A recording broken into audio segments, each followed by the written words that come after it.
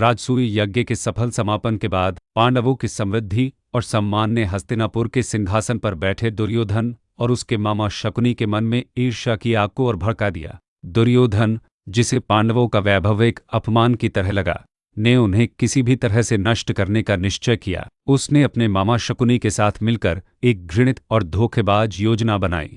दुर्योधन और शकुनी ने धृतराष्ट्र को समझाया कि पांडवों को जुए के खेल के लिए आमंत्रित किया जाए। शकुनी, जो जुए के खेल में एक कुशल खिलाड़ी था और जिसके पास से उसकी इच्छानुसार चलते थे, दुर्योधन की ओर से खेलने के लिए तैयार हो गया।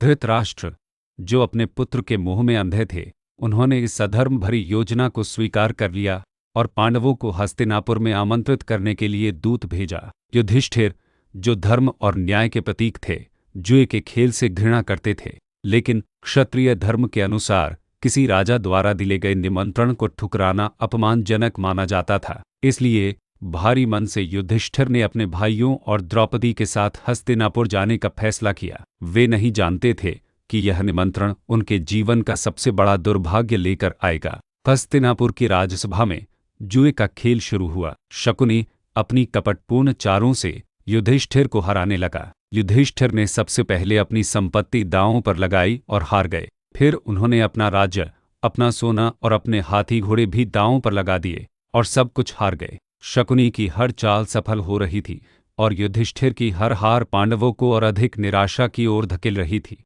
इसके बाद युधिष्ठिर ने अपने भाई नकुल, सहदेव, अर्जुन और अंत में स्वयं भीम को भी दांव पर लगा दिया और सब कुछ हार गए।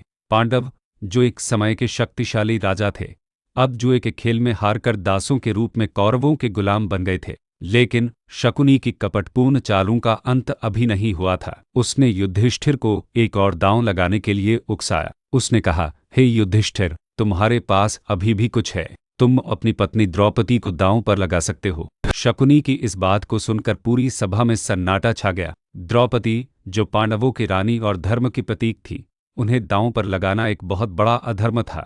लेकिन युधिष्ठिर, जो अपने जुए के मोह में फंस चुके थे, उन्होंने शकुनी की बात मान ली और द्रौपदी को भी दांव पर लगा दिया। शकुनी ने फिर से पासा फेंका और द्रौपदी को भी जीत लिया। जब द्रौपदी के हारने की खबर मिली तो दुर्योधन ने अपने भाई दुशासन को आदेश दिया कि वह द्रौपदी को सभा में खींच कर लाए। दुशासन, जो अपने भाई के अहंकार में चूर था, उसने द्रौपदी को उसके बालों से खींचकर सभा में लाया और उसका अपमान किया। द्रौपदी, जो उस समय अपने मासिक धर्म के कारण अशुद्ध थी, उन्होंने भरी सभा में अपने पति, अपने गुरु और बड़े बुजुर्गों से न्याय की मांग की, लेकिन सभा में बैठे किसी भी व्यक्ति ने उनकी मदद नहीं की। धृतराष्ट्र, भीष्म और द्रोणाचार्य जैसे महान योद्धा और गुरु, जो धर्म के ज्ञाता थे, उन्होंने भी चुप्पी साध ली। दुशासन ने द्रौपदी का चीरहरण करना शुरू कर दिया। द्रौपदी ने अपनी लाज बचाने के लिए पूरी तरह से श्री कृष्ण को पुकारा। द्रौपदी ने कहा, हे कृष्ण, तुम ही मेरे रक्षक हो, मेरी लाज बचाओ।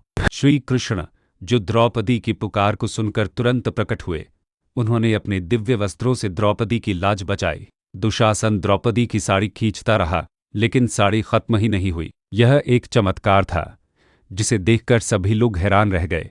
द्रौपदी के चीरहरण के बाद धृतराष्ट्र ने द्रौपदी से क्षमा मांगी और पांडवों को उनका राज्य और उनकी संपत्ति वापस कर दी। लेकिन दुर्योधन ने फिर से जुए के खेल का आयोजन किया, जिसमें पांडवों को 12 साल के लिए वनवास और 1 साल के लिए अज्ञातवास का सामना करना पड़ा। यह कहानी हमें यह सिखाती है कि अहंकार और लालच का परिणाम हमेशा बुरा होता है। द्रौपदी का चीरहरण धर्म और न्याय का अपमान था और इसी अपमान का बदला महाभारत के युद्ध में लिया गया था।